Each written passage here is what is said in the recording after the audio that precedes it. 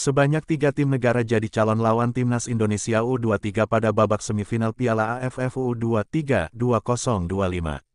Timnas Indonesia U23 lolos ke semifinal Piala AFF U23 2025 setelah ditahan Malaysia 0-0 dalam laga terakhir Grup A di Stadion Utama Gelora Bung Karno, GBK, Senin, 21/7.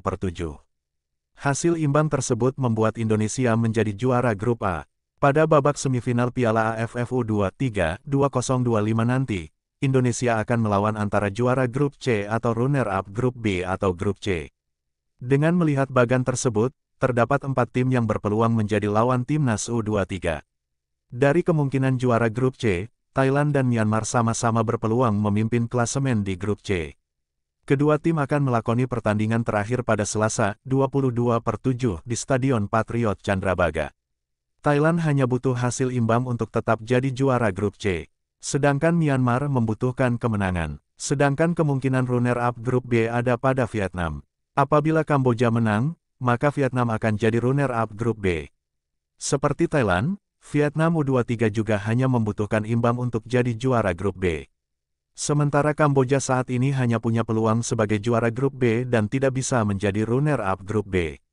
Dengan demikian Kamboja tidak akan mungkin bertemu Indonesia pada babak semifinal. Meski begitu, calon lawan untuk runner-up Grup B atau C ini akan dihitung sebagai runner-up terbaik. Tim-tim yang kini di posisi runner-up akan saling diadu berdasarkan jumlah poin, selisih gol, gol yang dicetak, kemenangan, hingga yang paling dikit dapat poin kedisiplinan.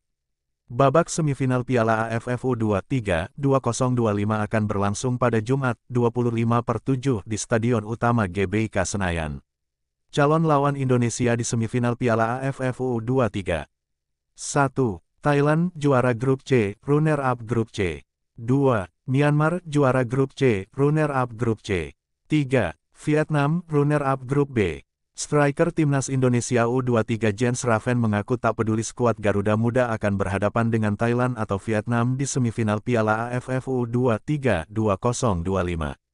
Sebagaimana diketahui, tim racikan Gerald Vandenberg telah memastikan diri lolos ke fase 4 besar ajang sepak bola level Asia Tenggara usai bermain imbang 0-0 melawan Malaysia di SUGBK, Senin tanggal 21 Juli tahun 2025 malam WIB. Timnas Indonesia U23 finish sebagai pemuncak klasemen Grup A berkat perolehan 7 poin menyusul kemenangan atas Brunei Darussalam dan Filipina dalam 2 sebelumnya. Di babak semifinal, Garuda Muda dipastikan bakal menghadapi lawan lebih sulit lantaran ada Thailand dan Vietnam yang juga sudah menantikan tiket lolos lantaran berpotensi besar jadi juara grup masing-masing.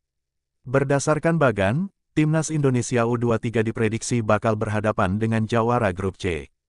Tim Gajah Perang Muda akan coba memperebutkan status ini saat bersua melawan Myanmar di Stadion Patriot Candrabaga, Bekasi, Selasa, tanggal 22 Juli tahun 2025 malam WIB. Mengomentari calon lawan Timnas Indonesia U23 di babak semifinal, Jens Raven pun menyiratkan dia sama sekali tak peduli dan khawatir. Entah itu Thailand atau Vietnam, pemuda berusia 19 tahun itu menilai skuad Garuda Muda harus siap menghadapi siapapun jika ingin menjadi juara Piala AFF U23 2025. Saya tidak peduli, sejujurnya siapa lawan Timnas Indonesia U23, ujar Raven saat ditemui awak media di Mixed Zone SUBK pada Selasa tanggal 22 Juli tahun 2025. Mau itu, Thailand, Vietnam, saya tidak peduli. Kalau kita mau juara, kita harus mengalahkan semua tim. Dan saya rasa dengan kualitas tim ini, kita bisa melakukannya, tandasnya. Sekadar informasi, Jens Raven sejauh ini telah menyumbangkan total 6 gol untuk Timnas Indonesia U23 di Piala AFF U23 2025. Seluruhnya dicetak saat Garuda Muda mengalahkan Bahrain 8-0, sementara di laga kontra Filipina dan Malaysia, Raven belum berhasil membobol jaring lawan. Timnas Indonesia U23 lolos ke semifinal ASEAN U23 Mandiri Cup 2025 atau Piala AFF U23. Ini setelah Timnas U23 bermain imbang 0-0 melawan Malaysia pada laga terakhir Grup A di Stadion Utama Gelora Bung Karno, SUGBK Senayan, Jakarta, Senin, tanggal 21 Juli tahun 2025 malam. Hasil ini memastikan Indonesia lolos sebagai juara Grup A. Garuda Muda mengoleksi nilai 7 dari 3 laga, unggul atas Filipina di posisi kedua dengan nilai 6. Adapun Malaysia finish di posisi ketiga dengan nilai 4. Hanya juara grup dan satu runner-up terbaik dari 3 grup yang lolos ke semifinal. Indonesia mendominasi pertandingan dan punya sejumlah peluang untuk mencetak gol, terutama pada babak kedua. Namun tak ada yang berbuah gol.